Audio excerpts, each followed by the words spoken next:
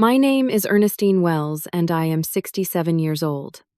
After 45 years of what I thought was a loving marriage to Harold, I found myself standing beside his grave on a crisp autumn morning. The weight of grief had left me numb, my tears dried up days ago. Then my phone buzzed in my purse.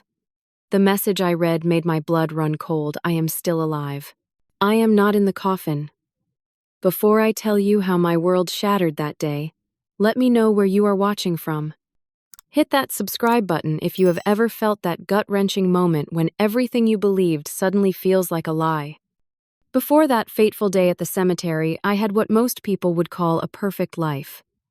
I was a retired schoolteacher from Oakfield, a small coastal town in Maine, where everyone knew each other by first name.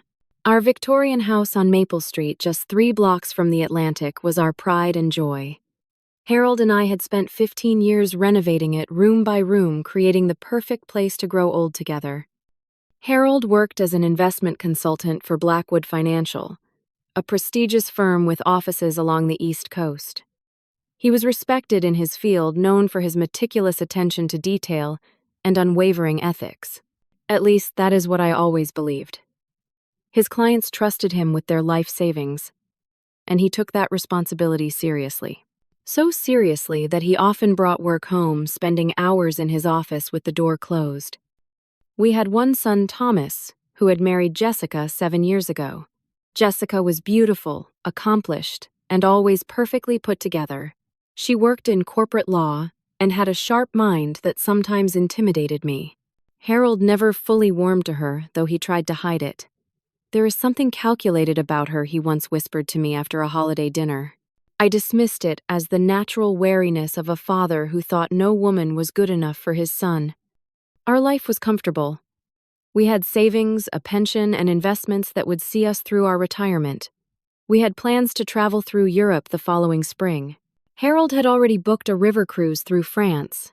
The brochures sat on our coffee table, filled with sticky notes and highlighted passages. That cruise would never happen. Looking back now, I can see the signs that something was wrong. The last few weeks before his death, Harold was different. He was distracted, jumpy even. He started taking phone calls in the backyard, his voice too low for me to hear. When I asked who called, he would smile and say, "Just work, nothing important." But the tension around his eyes told a different story. Then came the business trip to Chicago. He had been to Chicago dozens of times over the years, but this time he packed differently. He took an old leather briefcase I had not seen in years, instead of his usual laptop bag.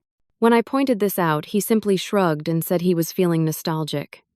"If anything ever happens to me, Ernestine," he said as he kissed me goodbye, "remember that everything I have ever done was to protect you and Thomas." I laughed at the time, told him to stop being so dramatic. It was just a 3-day trip to Chicago, not a deployment to a war zone.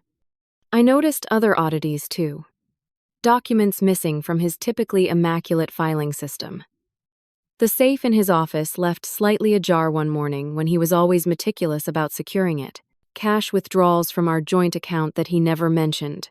5,000 here, 3,000 there. Not enough to strain our finances, but unusual for a man who preferred credit cards for their point systems. There was also the incident with his computer. I needed a recipe I had saved on our shared drive, but his password had been changed. When I asked about it that evening, he apologized and said the company had implemented new security protocols. He logged in for me but positioned himself so I could not see the keyboard. In 20 years of sharing that computer, he had never hidden his password from me. Most troubling was the conversation we had the night before he left. We were sitting on our back porch watching the sunset over the neighbors' maple trees. He took my hand, something serious in his expression. "Ernestine," he said, his voice low and controlled. "If anything unexpected happens, I want you to know that I have made contingency plans. There is a letter in my desk drawer with instructions. Promise me you will read it if necessary." I promised, of course, but asked what he was worried about. He squeezed my hand and smiled, the tension leaving his face. "Probably nothing. Just the cautious planner in me, always prepared right."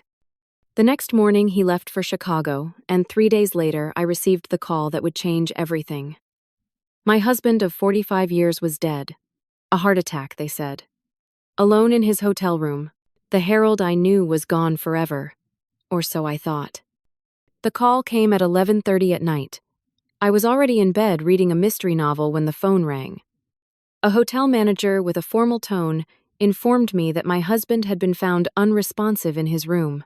The paramedics had tried to revive him but declared him dead at the scene. Apparent heart attack. No signs of disturbance in the room. Very sorry for my loss. Would I like them to connect me with local funeral services, or would I be making arrangements from home? I sat there in my nightgown, phone clutched to my ear, unable to process what I was hearing. Harold had no history of heart problems. His last physical just 2 months earlier had shown a clean bill of health. The doctor had even commented on how strong his heart was for a man of 70. Before I could even begin to think clearly, Jessica called. Somehow she already knew.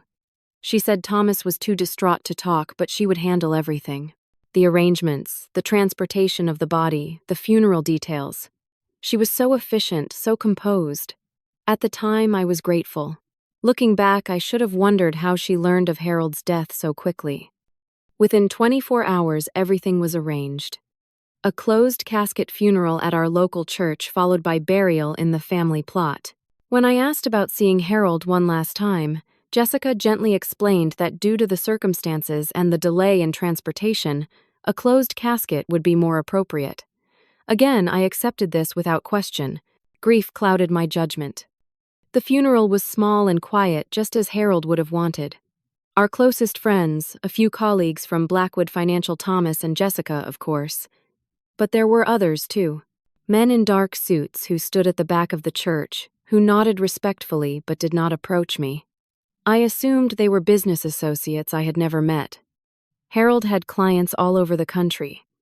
It was at the graveside service that everything changed. As the minister spoke, words of comfort that felt hollow and rehearsed, my phone vibrated in my purse.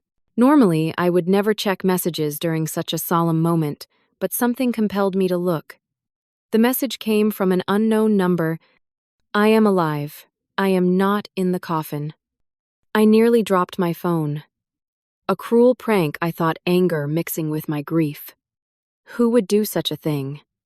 I slipped the phone back into my purse, trying to focus on the minister's words. Then another message came through. I cannot say. They are watching us. Do not trust your daughter-in-law. My eyes immediately went to Jessica, standing beside Thomas, her arm wrapped supportively around his waist. She had been a rock through all of this. Organizing the funeral, handling the calls, even arranging for meals to be delivered to my house. Why would anyone tell me not to trust her? As we moved away from the grave, I found myself studying Jessica more carefully. Always poised, always in control. She had moved into our lives 7 years ago, sweeping Thomas off his feet with her intelligence and beauty. Harold had reservations about her from the start, though he tried to hide them from Thomas. She asks too many questions about my work, he once confided in me. Very specific questions about client portfolios that Thomas would have no reason to discuss with her. At the time, I had dismissed his concerns. Now they came flooding back. The reception was held at my house. As guests mingled in the living room sharing memories of Harold, I noticed Jessica in deep conversation with one of the strangers from the funeral. They stood in the corner of the kitchen, speaking in hushed tones. When they realized I was watching, they separated immediately, the man heading outside for what Jessica later explained was a cigarette break. Who was that? I asked casually. Just one of Harold's clients, she replied smoothly. He wanted to express his condolences privately. I nodded, but something felt wrong. The way they had been standing heads close together suggested more than casual conversation. And Harold never mentioned having clients who smoked. He was vehemently anti-smoking, after losing his father to lung cancer. Throughout the reception, I caught Jessica checking her phone repeatedly, stepping outside to take calls. Thomas seemed distant, almost dazed. I attributed it to grief, but there was something else in his expression when he looked at Jessica. Something that resembled fear. By the time the last guests left, I had made a decision. Instead of dismissing those strange messages as a cruel joke, I would investigate. If there was even the slightest chance that Harold was alive, that something sinister was happening, I needed to know. I owed him that much after 45 years of marriage. That night alone in the bed we had shared for decades, I reread the messages. "They are watching us," the second one had said. Who were they? And why would someone warn me about Jessica? She had been nothing but helpful during this terrible time. Yet Harold had never fully trusted her. And now someone was explicitly telling me not to trust her either. Could that someone possibly be Harold himself? The thought seemed ridiculous, the desperate hope of a grieving widow, but I couldn't shake it. I fell asleep, clutching my phone, half hoping for another message that might make sense of this madness. None came. But my dreams were filled with Harold's voice, calling to me from somewhere distant, warning me of dangers I couldn't see. When I woke the next morning, my grief had a new companion: determination. The day after the funeral, while Jessica took Thomas out for breakfast, I slipped into Harold's home office. This had always been his sanctuary, a place where he worked undisturbed. In 45 years of marriage, I had respected his space, rarely entering without invitation. Now I moved methodically through the room, searching for anything unusual. His desk drawers contained the expected items: pens, paper clips, notepads with his neat handwriting. The filing cabinet held household records, tax returns, warranties for appliances. Nothing seemed out of place. Then I remembered his words. "There is a letter in my desk drawer with instructions." I checked every drawer again, feeling along the bottoms and sides for hidden compartments. Nothing. I was about to give up when I noticed the drawer liner in his top desk drawer was slightly askew. Lifting it, I found a small key taped to the underside. Not a house key or car key, but the type used for safety deposit boxes. This was odd. As far as I knew, we had never rented a safety deposit box. All our important documents were either in the home safe or with our lawyer. What would Harold need a separate box for? I pocketed the key, determined to find out which bank it belonged to. But first I needed to check one more thing: Harold's golf clubs. He was an avid golfer, playing at least once a week with his friends from the club. The golf bag sat in the corner of the garage, untouched since his death. I unzipped the side pocket where he kept his tees and extra balls. Nestled beneath them was a cell phone I had never seen before. A basic model, not the iPhone he used daily. My hands trembled as I turned it on. No password protection. The call log showed several recent calls to and from unlabeled numbers. The text messages were empty. A burner phone like in the crime shows Thomas loved to watch. Why would my straight-laced rule-following husband need a burner phone? I was replacing everything exactly as I had found it when I heard Jessica's car in the driveway. Quickly, I zipped up the golf bag and hurried inside the key and the knowledge of the second phone-heavy secrets in my pocket. That afternoon, I called Frank Peterson, Harold's best friend since college. They played golf together every Thursday, rain or shine. If anyone might know something, it would be Frank. We met at a small cafe 2 towns over where we were unlikely to run into anyone who knew us. Frank looked tired, the loss of his friend etched in the new lines around his eyes. "Frank, did Harold ever mention any problems at work? Anything that worried him?" I asked after we had exchanged the expected pleasantries. Frank's hesitation told me everything. He said some things he finally admitted, stirring his coffee unnecessarily. About a month ago, during our game, he seemed distracted, missing easy putts. When I asked what was wrong, he said he had discovered something at work that troubled him. What kind of something? He wouldn't say exactly.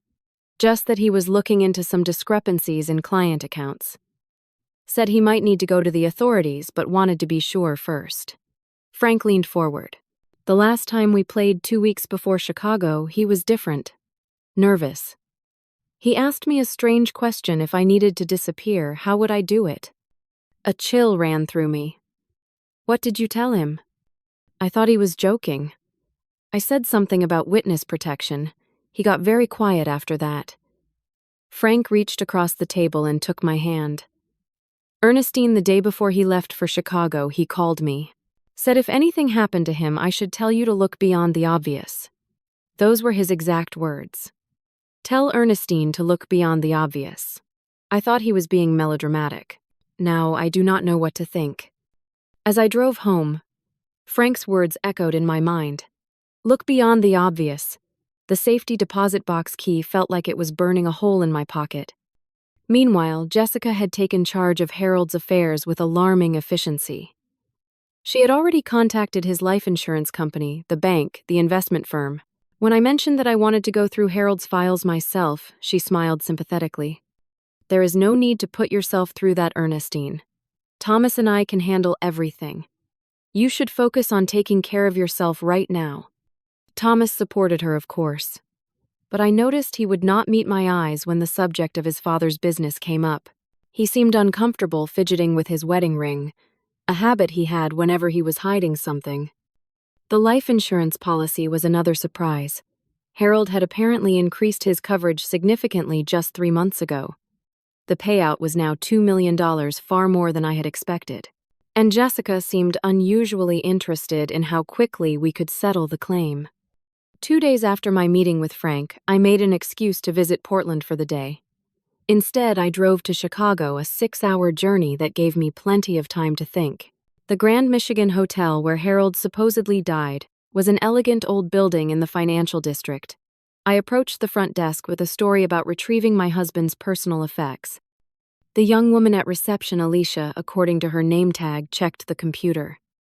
"I'm sorry, Mrs. Wells, but all of Mr. Wells's belongings were collected by his son's wife the day after his passing."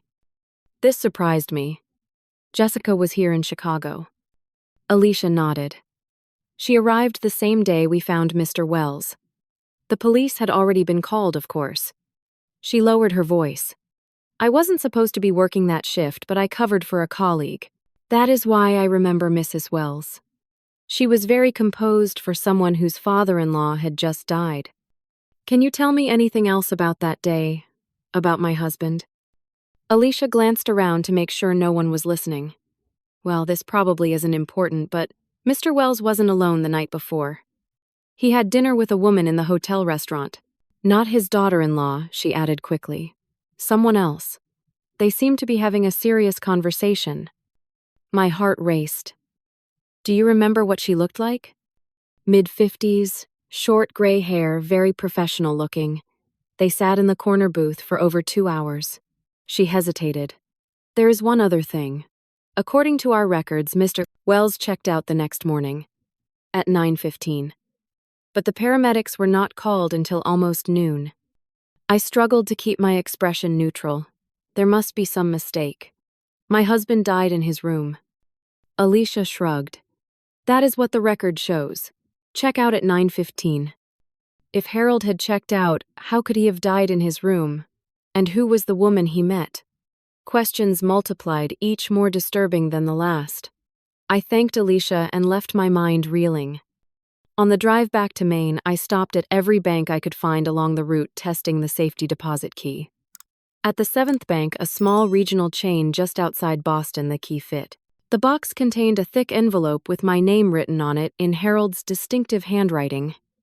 I signed the access log with shaking hands and took the envelope to my car. Inside were documents about offshore accounts I never knew existed, detailed notes about irregular transactions at Blackwood Financial, and several photographs. The photos made my blood run cold. They showed Jessica meeting with William Baldwin, Harold's business partner, in what appeared to be a hotel room. The timestamps indicated these meetings had been happening for months before Harold's death. In one photo, they were kissing. But most shocking was the sealed letter addressed to me. "Me dearest Earnestine, if you are reading this, then things have not gone as planned. I have discovered evidence of extensive fraud at Blackwood. William and several others have been moving client funds through shell companies and offshore accounts. The amounts are staggering, in the hundreds of millions. What makes this more personal and painful is that Jessica is involved.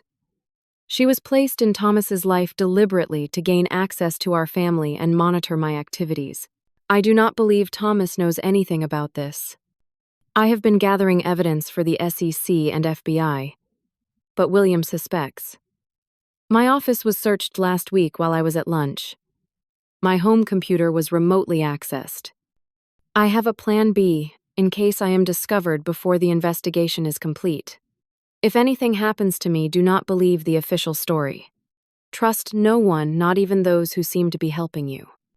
There is a cabin in the White Mountains at the address listed below. Go there if you need somewhere safe. All my love. Always, Harold. The next morning, I received another text from the unknown number, cabin. Mountains. Now. Bring nothing electronic. You are being watched. My first instinct was to call Detective Diana Garcia. Diana had been my student 20 years ago, a bright girl with a keen sense of justice. Now she worked in fraud investigation for the state police. But Harold's warning echoed in my mind. Trust no one. Could I even trust Diana? I decided to play it safe. I told Jessica I was visiting my sister in Vermont for a few days. She seemed relieved to have me out of the house, which only deepened my suspicions. I left my phone at home and purchased a cheap prepaid one at a gas station on the outskirts of town. No one could track me through that. The cabin was exactly where Harold had indicated, nestled among pine trees at the end of a dirt road in the White Mountains of New Hampshire. It was rustic but well-maintained, with solar panels on the roof and a generator out back. The lockbox on the door opened with the same combination we used for our home safe. Inside, the main room was sparsely furnished, a couch, a table with 4 chairs, a wood stove. But it was the second bedroom that took my breath away. Harold had converted it into an office. The walls were covered with documents, photographs, and maps, all connected by red string, like something from a detective movie. A powerful laptop sat on the desk alongside multiple external hard drives. I spent hours going through it all, my shock growing with each new discovery. Harold had uncovered a massive money laundering operation within Blackwood Financial. The firm was cleaning money for several international criminal organizations, hiding it in legitimate investment portfolios. William Baldwin was the architect of the scheme, but there were others involved, including Jessica. According to Harold's notes, Jessica was not who she claimed to be. Her real name was Amanda Keaton, and she had worked for William for years. She was inserted into Thomas's life when Harold first began asking questions about certain irregular transactions. Their chance meeting at a charity gala had been carefully orchestrated. The most disturbing discovery was a folder labeled Contingency. It contained detailed plans for faking Harold's death if he was discovered before he could take his evidence to the authorities. He had prepared everything: a second passport, a new identity, even plastic surgery consultations.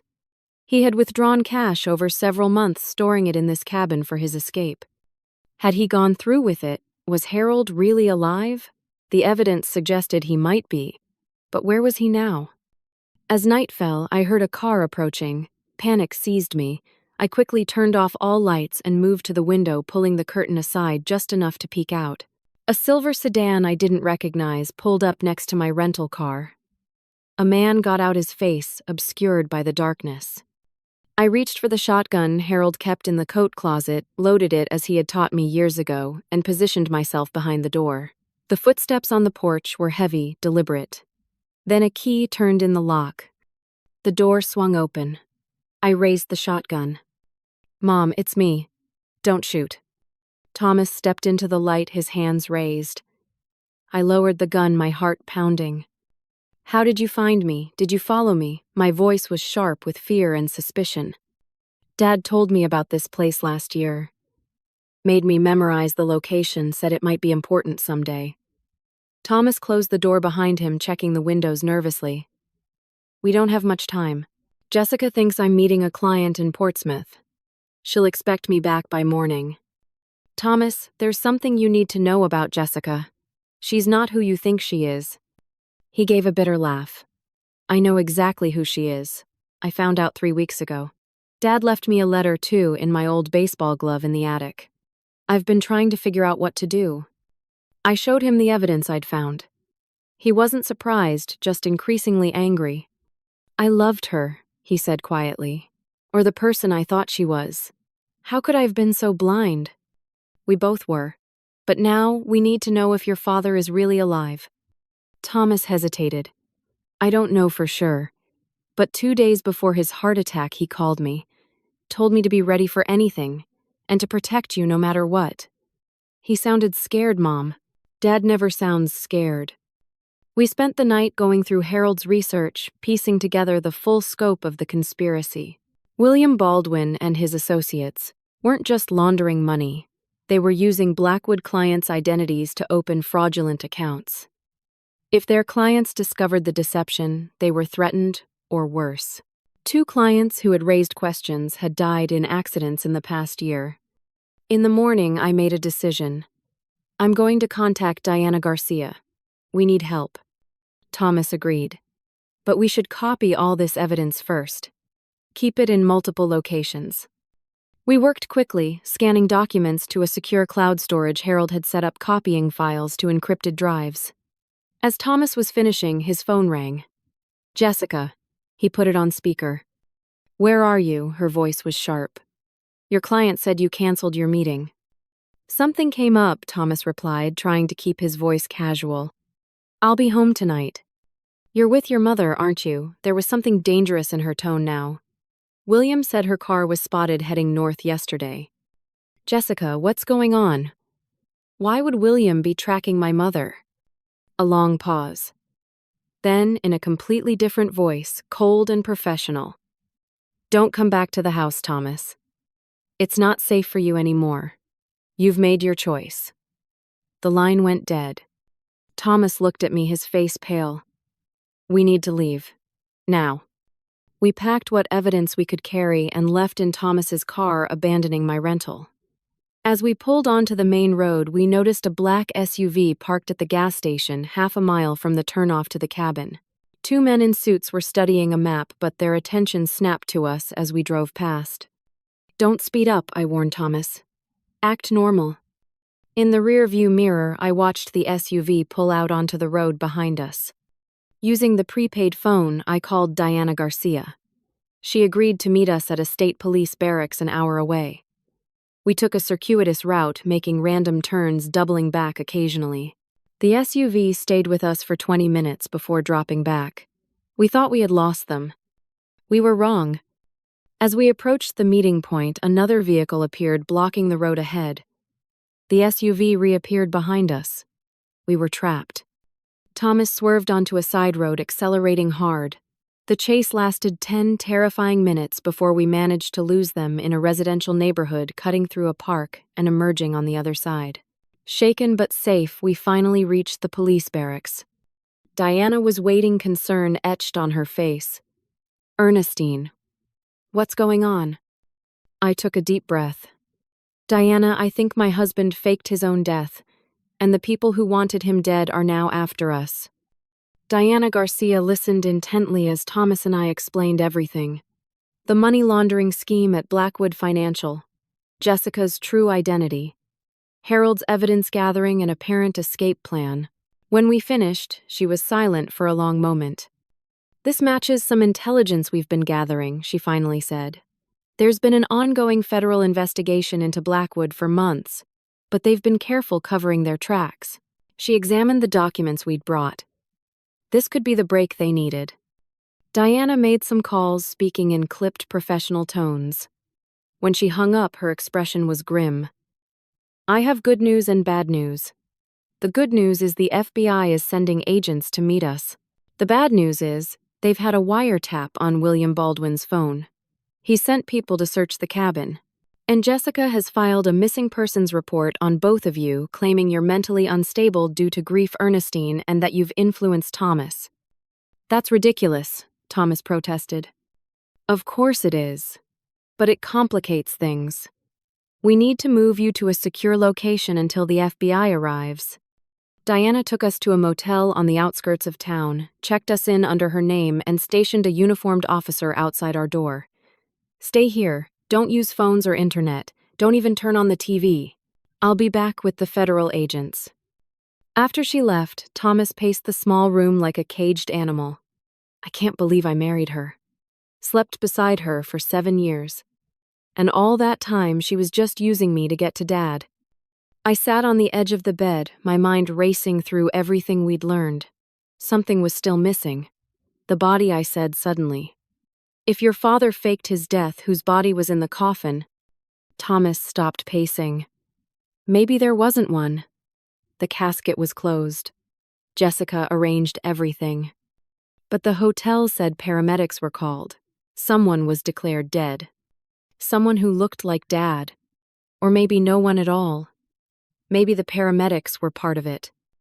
A knock at the door interrupted us. The officer Diana had posted called through FBI agents here to see you. Thomas opened the door to admit two agents, a man and a woman, both in dark suits. They showed their credentials, Agents Morales and Sutton. "We need to move quickly," Agent Morales said without preamble. "Baldwin's people are on the move. We have a safe house ready." Something in his tone made me uneasy. I glanced at Thomas and saw the same wariness in his eyes. "Where's Detective Garcia?" Thomas asked. "She'll meet us there, Agent," Sutton replied smoothly. Too smoothly. I remembered Harold's warning. "Trust no one. We'd like to wait for her if you don't mind." The agents exchanged glances. "Mrs. Wells, we don't have time for this," Morales said, his hand moving subtly toward his jacket. "We need to go now." The police officer who had been guarding our door appeared behind them. "Everything okay in here?" "Fine, officer," Sutton said. "We're just explaining the urgency of the situation." The officer nodded but didn't leave. His presence seemed to make the agents nervous. My phone buzzed with a text. The unknown number again. "Not FBI. Run." "Officer," I said, trying to keep my voice steady, "could you please verify these agents' credentials with your department?" The agents moved with startling speed. Morales shoved the officer aside while Sutton grabbed my arm. Thomas launched himself at Morales and they crashed into the dresser. The officer recovered quickly, drawing his weapon, but Sutton had already pulled a gun. What happened next was a blur. Shots fired. The officer down, clutching his shoulder. Thomas wrestling with Morales. Me struggling against Sutton's grip. Then new shouts, more people rushing in. Real FBI agents this time, with Diana leading them. In the chaos that followed, Sutton was subdued and handcuffed. Morales managed to escape through the bathroom window. The wounded officer was rushed to the hospital, his injury serious but not life-threatening. "They were Baldwin's people," Diana explained, as paramedics checked me for injuries. "We suspected he had contacts pretending to be federal agents. That's why I texted you." "That was you?" I asked, surprised. Diana nodded. "From a burner phone. Couldn't risk them intercepting official communications." The real FBI agents moved us to a genuine safe house, a nondescript apartment in downtown Portland. As we settled in Agent Kavanaugh, the lead investigator briefed us on what they knew. "William Baldwin is the head of a sophisticated money laundering operation that's been running for nearly a decade. Your husband stumbled onto it about a year ago and began gathering evidence. When Baldwin realized Harold was onto them, he accelerated their timeline and planned to eliminate him." "But Harold figured it out first," I said. "Exactly. From what we can piece together, he staged his own death with help from a few trusted contacts in federal law enforcement. We believe he's in protective custody now, but his location is classified, known only to those directly involved in the operation." "So he is alive." My voice broke on the question. Kavanaugh's expression softened. "We believe so, Mrs. Wells. But we can't confirm his location for his safety and yours." "What about Jessica Thomas?" asked. "Amanda Keaton, you mean? She's been on our radar for years. Started as a financial crimes specialist, then went off the grid and resurfaced with a new identity. She's Baldwin's top lieutenant and has been involved in at least 3 other infiltration operations." The news hit Thomas hard. He excused himself and spent an hour alone in the bedroom. I couldn't imagine his pain discovering the woman he loved had never existed. That night, as I tried to sleep on the safe house's uncomfortable couch, my phone buzzed again. Another text from the unknown number. "Tomorrow, noon. Portland Public Garden, northeast corner. Come alone." I showed the message to Diana in the morning. "It could be a trap," she warned. "Or it could be Harold," I countered. "I have to go." "Not alone," Diana insisted. "We'll have agents covering every approach. You'll wear a wire. At the first sign of trouble, we move in." I agreed to their terms, though my heart told me it wouldn't be necessary. Somehow I knew who had been sending those messages all along. The Portland Public Garden was busy at noon, filled with office workers enjoying lunch in the sunshine. I sat on a bench in the northeast corner, as instructed, trying to appear casual, despite the wire under my blouse and the agents disguised as gardeners and joggers nearby. At precisely 12, a man sat down beside me. Not Harold. This man was younger with dark hair and glasses. A stranger. "Mrs. Wells," he said quietly, "I need you to come with me." "Who are you?" "Someone who works with your husband. He's waiting." I hesitated, remembering the fake FBI agents. The man seemed to read my thoughts. "Harold said to tell you, Venice 1980. The gondola tipped over because you stood up to take a picture. Only you and he would know that." It was true. Our second anniversary trip, an embarrassing moment we'd laughed about for years but rarely shared with others. This man must really know Harold. "I'm wearing a wire," I admitted. "Federal agents are watching us." He nodded calmly. "We expected as much. They can follow at a distance, but only you can come inside." I agreed.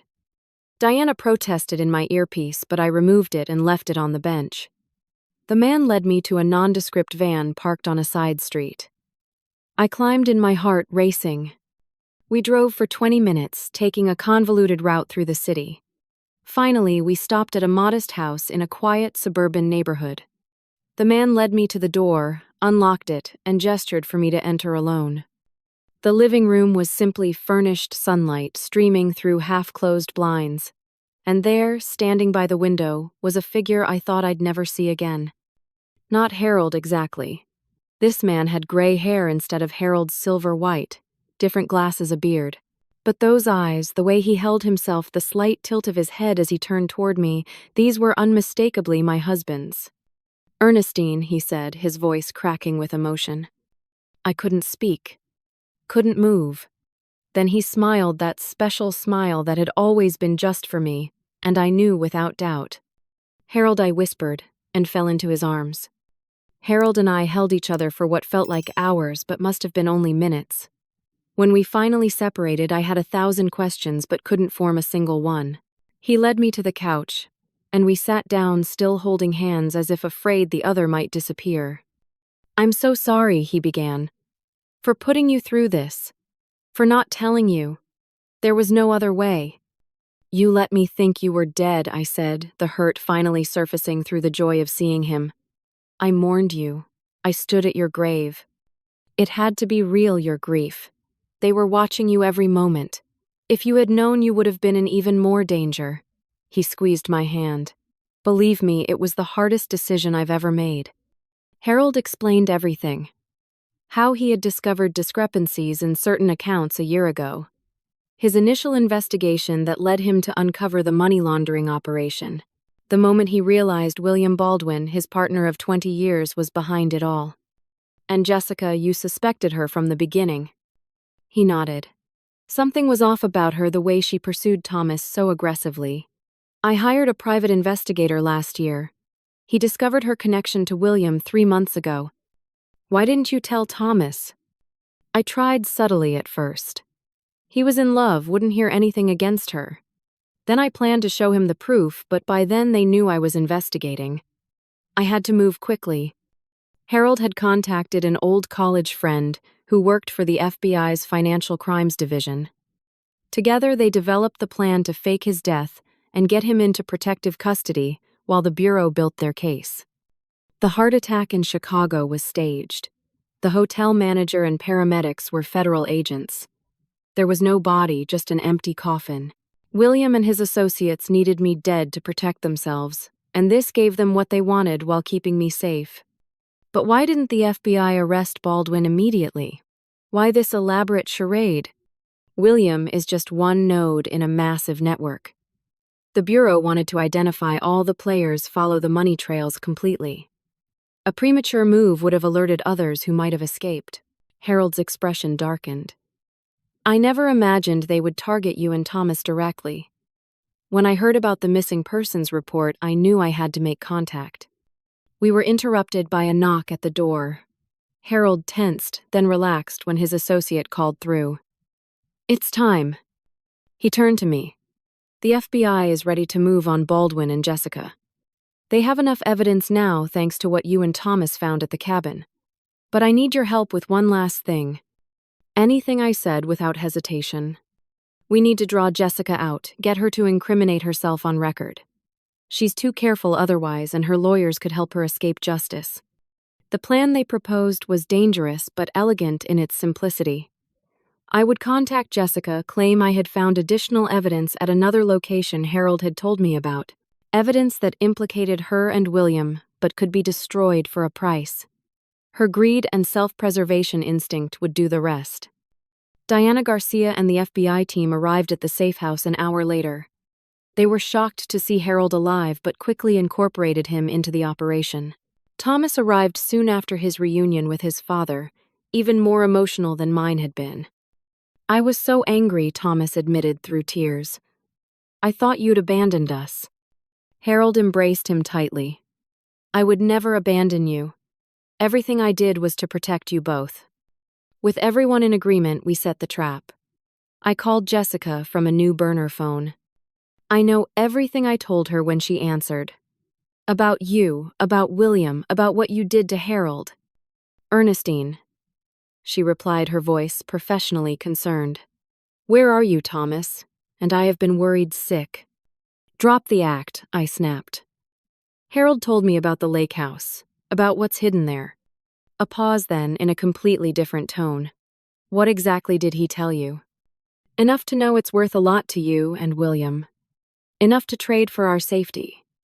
"I'm listening." $2 million, cash, in exchange for the evidence and our silence. Jessica laughed a cold sound, nothing like the warm laughter she had faked for 7 years. "You have no idea what you're involved in. 2 million is nothing."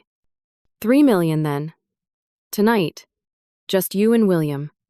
The lake house at 8 o'clock. Another pause. "How do I know this isn't a trap?" "Because I want this over. I want my life back. I want Thomas safe."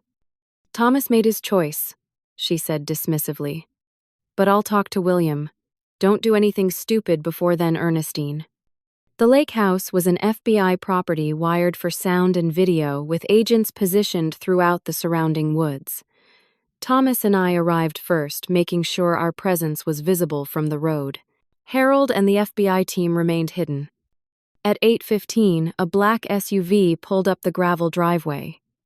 Jessica emerged first, elegant as always, in a charcoal pantsuit. William Baldwin followed, a tall man with silver hair and the confident bearing of someone used to power. I had met him many times at company functions, always finding him charming. Now I saw only a predator. They entered without knocking. Jessica's eyes swept the rustic interior, calculating, assessing. "Where's the evidence?" William asked without preamble. I gestured to a metal briefcase on the coffee table. "Everything Harold collected. The offshore account numbers, the client list, the recordings." "Recordings?" Jessica asked sharply. "Harold wasn't stupid. He recorded your meetings with William. All those hotel rendezvous over the past year." William and Jessica exchanged glances. "Open it," William demanded. "The money first," Thomas countered. William nodded to Jessica, who placed a leather duffel on the floor. 3 million as requested. I moved toward the bag, but Jessica blocked me. "The briefcase. Open it now, or the deal's off." I hesitated, playing my role as the frightened widow pushed to desperation. "I need your word that you'll leave us alone after this. No more threats, no more following us." "You'll never see us again," Jessica promised with a cold smile. "Open the case." I stepped to the coffee table and entered a combination on the briefcase lock. It clicked open, revealing stacks of documents. William moved forward, eagerly rifling through the papers. His expression changed from anticipation to confusion, then anger. "These are blank. What kind of game are you playing?" "The same kind you played with my husband's life," I replied, my voice steady now, "with my son's heart, with our client's trust." Jessica's hand moved toward her purse, but Thomas was faster, blocking her. "It's over, Jessica. Or should I call you Amanda?" "You don't understand what you're doing," William snarled. "The people we work with don't forgive mistakes. They'll come after you, your entire family." "Tell me more about these people," I prompted. "About how the operation works. About Harold's death." And remarkably, he did. Perhaps believing he could still intimidate us into silence, William detailed the entire scheme. How they selected clients with substantial assets but minimal family connections. How they siphoned funds gradually through shell companies. How they discovered Harold was investigating and decided to eliminate him. "But he was too smart," William admitted bitterly. "Somehow he knew we were onto him. Disappeared before we could take care of him properly." "So you never actually killed him?" Thomas asked, playing along. "The heart attack was staged, but not by us. We had a more permanent solution planned for the Chicago trip. When we realized he had escaped, we decided to let everyone believe he was dead. Easier to find him that way, with Jessica placed perfectly to monitor you both." Jessica remained silent, throughout her eyes, darting around the room as if sensing a trap. Finally, she spoke. "Enough, William. They're recording this." William laughed. "In this backwater cabin, they're amateurs, Amanda. Once we're done here, we'll make it look like a murder-suicide. Tragic end to a grief-stricken family." At that moment, the front door opened. Harold stepped in, flanked by FBI agents with weapons drawn. "Hello, William. It's been a while." The color drained from William's face. "Harold, but you're dead." "Greatly exaggerated, I'm afraid." Jessica lunged for her purse, but an agent tackled her before she could reach it. Inside, they found a loaded pistol with a silencer. As William and Jessica were handcuffed and read their rights, Harold crossed to stand beside me. "You were magnificent," he whispered. I watched as the people who had tried to destroy our family were led away. Jessica or Amanda didn't look back, her posture rigid with fury.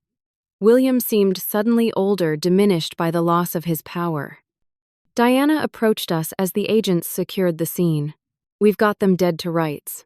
Their confessions, the evidence from the cabin, the offshore accounts. They're looking at decades in federal prison." "What about the others involved?" I asked. "Based on what we've gathered, arrests are happening across 6 states right now. The entire network is coming down."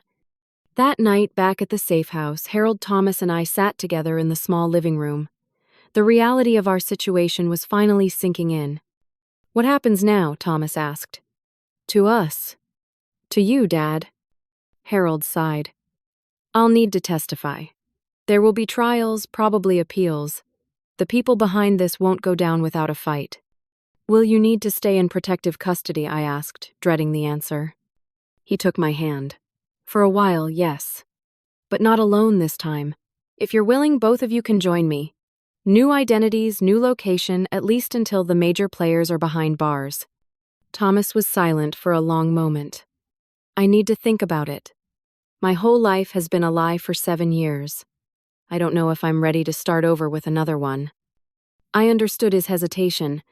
We had all lost so much. Trust, security, our sense of who we were. But looking at Harold alive and beside me again, I knew my answer. "I'll go wherever you go," I told him. "We'll rebuild together." 6 months later, I stood on the deck of a modest house overlooking the Pacific Ocean. The Northern California coastline stretched before me, wild and beautiful in the morning light. So different from our main home with its manicured garden and white picket fence. Different, but becoming familiar. Harold joined me, wrapping a blanket around my shoulders against the morning chill. "Penny, for your thoughts." I leaned back against him, savoring his solid presence. Just thinking about how much has changed. How much we've lost. And gained. The trials were still ongoing, but William Baldwin had been sentenced to 25 years for fraud, money laundering, and conspiracy to commit murder. Jessica, or Amanda Keaton, as she was now officially known, was cooperating with authorities in exchange for a reduced sentence, revealing the names and operations of the international crime syndicate they had served. Our old lives were gone. Harold Wells had officially died of a heart attack in Chicago. Earnestine Wells had relocated to be closer to family after her husband's death. Our house in Maine had been sold, our possessions either placed in storage or left behind. We were now Jack and Eleanor Simmons, retired educators from Oregon, starting fresh in a coastal town where no one knew us. The transition had been harder than I expected, not the physical relocation, but the emotional one. 45 years as Ernestine Wells had defined me. Now I answered to a new name, created a new past, avoided topics that might reveal inconsistencies in our cover story. "Do you ever regret it?" I asked Harold. "Pursuing the investigation, uncovering the truth."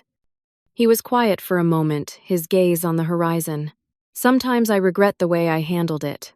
Not including you from the beginning, putting you and Thomas through that pain." He turned me to face him. "But regret the investigation itself? No. People were being hurt, life savings stolen. I couldn't look away once I knew." Thomas had chosen a different path. After much soul-searching, he had decided not to join us in witness protection. Instead, he was working with the FBI, using his expertise as an architectural engineer to help track the properties and physical assets of the criminal network Jessica had been part of. We saw him rarely, always in secure locations with federal agents present. Each visit was precious but tinged with sadness. He was healing slowly from Jessica's betrayal, focusing on his work as therapy. The last time we met, he mentioned a colleague, a forensic accountant named Laura, who had become a friend. I saw a spark in his eyes when he spoke of her, the first since everything fell apart. "He'll be okay," Harold said, reading my thoughts as he often did. "Thomas is stronger than either of us realized." I nodded, though the separation from our only child remained a constant ache. Our new life had its compensations. Freedom from the secrets that had weighed Harold down in those final months in Maine. A chance to rediscover each other without the accumulated habits of decades. We took long walks on the beach, tried new hobbies, made tentative friendships with neighbors who knew nothing of our past. The federal marshals checked in monthly, updating us on the cases and assessing our security. Agent Ramirez, our primary contact, believed we could return to our real identities within a year once the major trials concluded and the threat level decreased. "Would you want to go back?" I asked Harold. "To being ourselves again." "I am myself," he replied. "With you, the names change, the location changes, but we remain." It was true in a way I hadn't expected. Stripped of our positions, our community standing, our familiar surroundings, we had discovered the core of who we were individually and as a couple. Our relationship, tested beyond imagining, had emerged stronger. The betrayal still hurt. Not just Jessica's deception, which had wounded Thomas so deeply, but the betrayal by William, Harold's partner and supposed friend for 20 years. Trust came harder now for both of us. We scrutinized new acquaintances, questioned motivations, kept parts of ourselves reserved. Yet, paradoxically, we trusted each other more completely than ever before. Having lost everything external, we recognized the unshakable foundation we had built together across 45 years of marriage. No deception or criminal conspiracy had managed to destroy that. "I've been thinking about what happens after," Harold said, turning to lean against the deck railing. "When we can be ourselves again. And maybe we don't go back to Maine. Maybe we start somewhere new. As ourselves, but with what we've learned here." He took my hand. "The happiest I've been these past 6 months has been the simplest moments. Walking on the beach with you, reading by the fire, making dinner together." I understood what he meant. Our life in Maine had been comfortable but complicated.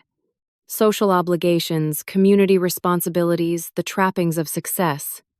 Here we had none of that, just each other and the rhythms of our days. "We could keep this simplicity," I agreed. "Wherever we end up." That evening we built a fire on the beach, something we'd never done in our old life. As the flames illuminated our faces, I studied the man beside me. Different hair color, different glasses, the beard now permanent rather than a disguise. But the same kind eyes that had first captured my heart all those years ago. "What was the hardest part for you?" I asked, poking the fire with a stick. "Of all of it." Harold was silent so long I thought he might not answer. The day of the funeral, he finally said, his voice low. "I was there." I stared at him in shock. At the church? How is that possible? Not inside. In a car across the street. I had to see for myself that you were all right. His voice broke. Watching you stand there thinking I was in that coffin, seeing your grief and not being able to comfort you. It nearly broke me, Earnestine. He rarely used my real name now, even in private.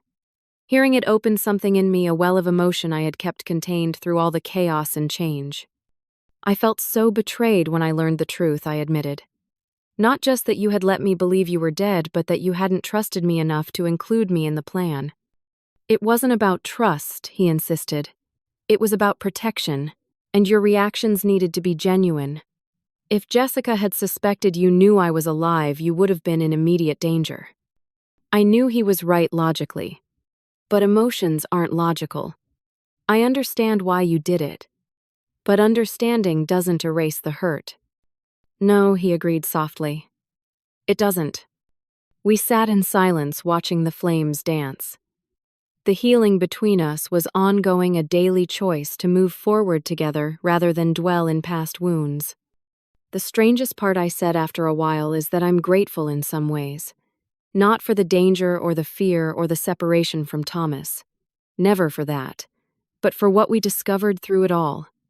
What did we discover? That when everything is stripped away, what matters is still there. That love isn't about the life you build together, but about the people building it. Harold reached for my hand across the sand. The foundation remains.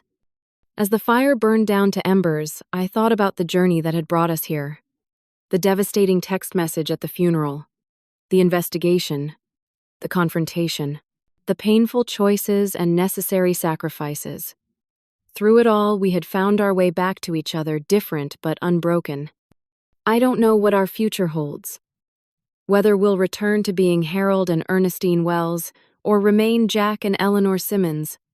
Whether we'll reconcile the pieces of our fractured family, whether the danger will ever fully pass. But I know this: when faced with the unimaginable, we discovered reserves of strength we never knew we had. We learned that relationships built on truth can withstand even the most elaborate deceptions. And we found that sometimes the greatest act of love is the courage to begin again. If there is one lesson I could share from our ordeal, it is this: never take for granted the people you love or the truth that binds you. Question what seems too perfect, too easy. And when your world shatters around, you look not just at the broken pieces, but at what remains unbroken at the core. Have you ever had to completely start over in your life? What helped you find your strength in those moments of reinvention? Share your story in the comments below, and do not forget to like and subscribe if you want to hear more true stories of survival and renewal. Remember, it is never too late to begin again, to rebuild from the ashes of what was lost. Thank you for listening, and until next time, hold your loved ones close and cherish the truth that connects you.